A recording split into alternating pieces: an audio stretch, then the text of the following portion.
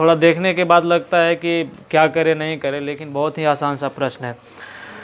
ध्यान रखना, दिया हुआ है क्या, 29 लगातार सम पूर्णांकों का औसत 60 है। इस प्रश्न को हम थोड़ा सा समझाने का प्रयास करेंगे, टाइम लेंगे 1-2 मिनट। ये 29 लगातार है, सम पूर्णांक का औसत है। औसत दिया हुआ है कितना, चलिए 60 दिया हुआ है। चलो ध्यान रखना है, जब भी संख्याओं की संख्या विषम होता है, ध्यान रखना एक चीज कि यदि दिया हुआ कोई भी श्रेणी जिसके बीच का अंतर, प्रत्येक पद के बीच का अंतर समान हो, उसका औसत बीच वाला पद ही होता है। जैसे एक एग्जांपल लेते हैं, 5 हो गया और 5 3 8 हो गया, 8 3 11 हो गया, 11 3 14 हो गया। तो सबसे पहली बात यहाँ हम देख रहे हैं क्या, 3-3 का अंतर है प्रत्येक पद में। तो पहला बात कि यदि कोई भी अनुक्रम जिसके पद का अंतर समान हो, उसका औसत होता है पहला पद प्लस अंतिम पद को जोड़ करके 2 से भागा दे दीजिए। अर्थात इसका कितना हो जाएगा, 14 5 19 अब बटा 2, अर्थात 9.5 हो जाएगा। फिर यदि आगे हम बढ़ा देंगे तो 14 3 कितना हो जाएगा, 17, फिर 3 का अंतर। फिर वही काम हम करेंगे कि 17 5 22 अब बटा 2, अर्थात 11। अब यहाँ पे 2 बात हम समझे, एक कि ये 14 तक हम लिए थे तो ये संख्या क्या था, 1 2 3 और 4, यानी संख्याओं की संख्या सम था। तो सम में तो जो भी आ रहा था ये दोनों के बीच का ही मान आया एवरेज में। लेकिन यदि संख्याओं की संख्या विषम हो गया, मतलब 5 तक आया, तो जो औसत निकल करके आया बीच वाला ही संख्या है। तो यही समझना है कि यदि दिया हुआ कोई अनुक्रम है जिसके बीच का अंतर क्रमशः समान हो और यदि संख्याओं की संख्या विषम हो, तो जो औसत होता है बीच वाला ही होता है। यदि हम लेते यहीं तक 11 तक ही, तो ये औसत होता, आप देख सकते हैं 11 5 16 बटा 2, 8 आ गया। तो ध्यान रखना है। और यदि जब हम सम और विषम संख्या की बात करते हैं, तो सम और विषम संख्या का मतलब प्रत्येक सम और प्रत्येक विषम संख्या के बीच का अंतर कितना होता है, 2 ही हमेशा होता है। जैसे 2 के बाद 4 होगा, के बाद 6 होगा, 8 होगा, अर्थात प्रत्येक पद के 2 का अंतर, फिर 1 3 5 इस तरीके से। तो सम और विषम यदि बोल रहा है तो इसमें तो क्रमागत अंतर समान ही होगा।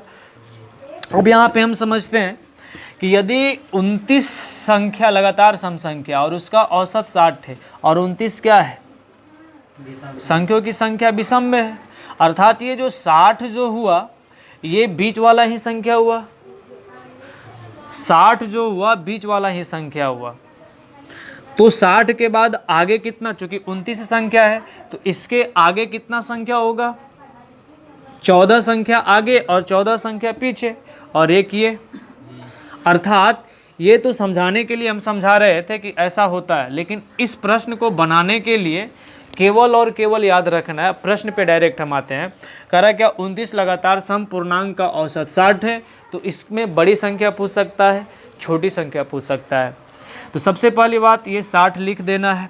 यदि 29 संख्या है तो 29 में से 1 घटा देना है, यानी 28 जोड़ देंगे बड़ी संख्या के लिए, अर्थात कितना हो गया, 88।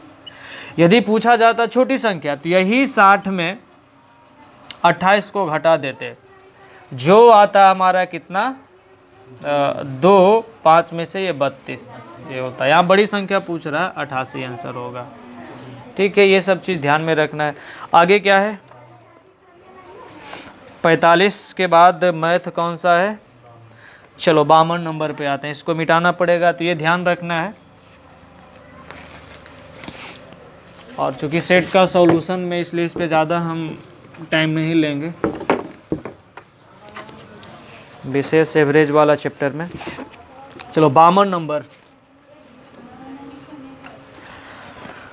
52 नंबर का आ रहा है, पी क्यू और आर एक प्रोजेक्ट को क्रमशः 8 6 और 12 दिनों में करता है।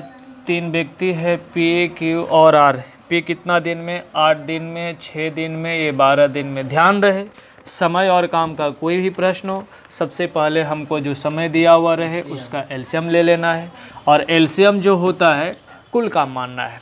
अब इस तरीके से P का क्षमता 3, Q का क्षमता 4 और R का क्षमता 2 हो जाएगा। समझना है। कह रहा प्रोजेक्ट की शुरुआत पहला दिन P और Q करता है, दूसरा दिन Q और R, तीसरा दिन R और P, और इसी तरह से आगे काम करता है। मतलब बारी बारी से कर रहा है। पहला दिन P और Q, दूसरा दिन Q और R, तीसरा दिन R और P। ठीक है।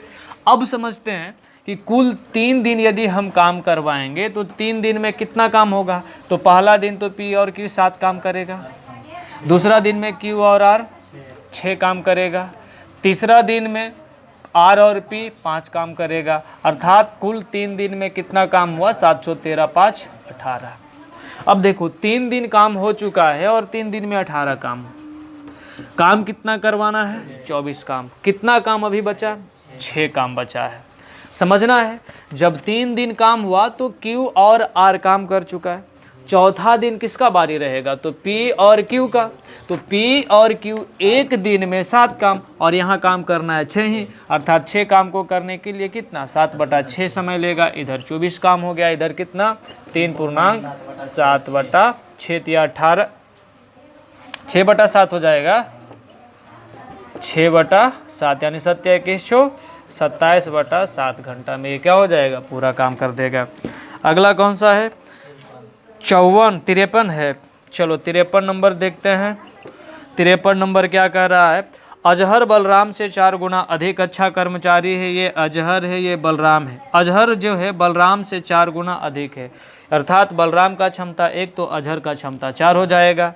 इस तरीके से, और यही कारण है कि वह 45 दिन कम में पूरा करता है। जाहिर सी बात है कि जिसका क्षमता अधिक होगा वह कम समय लेगा। और ध्यान रखना है, ये तो समय का रेशियो, ये तो क्षमता का रेशियो है। क्षमता का रेशियो जो होता है समय का व्युत्क्रमानुपाती होता है। अर्थात यदि समय की बात करें तो 1 और 4 का अनुपात हो जाएगा। यहाँ यदि देखा जाए तो बलराम से कितना कम समय ले रहा है अजहर, 3, और वास्तविक में कितना 45 दिन कम ले रहा है। तो इसको हम 45 बना देंगे, अर्थात 15 से गुना करना पड़ेगा। तो 15 से गुना इधर भी, 15 से गुना इधर भी, अर्थात अजहर 15 दिन में काम को करता है और बलराम 60 दिन में काम को करता है। आगे कह रहा दोनों साथ मिलकर वह कितने दिनों में काम को करेगा। तो सबसे पहले हमको चाहिए कि पूरा काम क्या है। तो पूरा काम यदि अजहर से हम करवाते हैं तो भी 15 और 4 60 काम, इससे भी करवाते हैं तो 60 गुना 1 काम, अर्थात टोटल काम कितना 60। दोनों से करवाएंगे तो दोनों मिलकर के एक दिन में 4 1 5 काम मान लेते हैं। डी दिन में करेगा, अर्थात डी का मान कितना आ गया 12 दिन, अर्थात दोनों मिलकर के 12 दिन में काम को समाप्त कर देगा। अगला प्रश्न कौन है, 54 नंबर। मिटाते हैं इसको।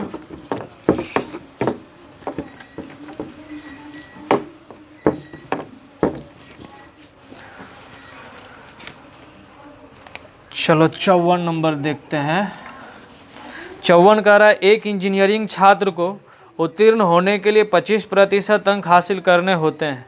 उसने 45 अंक प्राप्त किया और 45 अंक से फेल हो गया। ध्यान रखना है कि 45 अंक प्राप्त करता है और 45 अंक से फेल हो जाता है, मतलब 90 अंक में उसको पास होना है।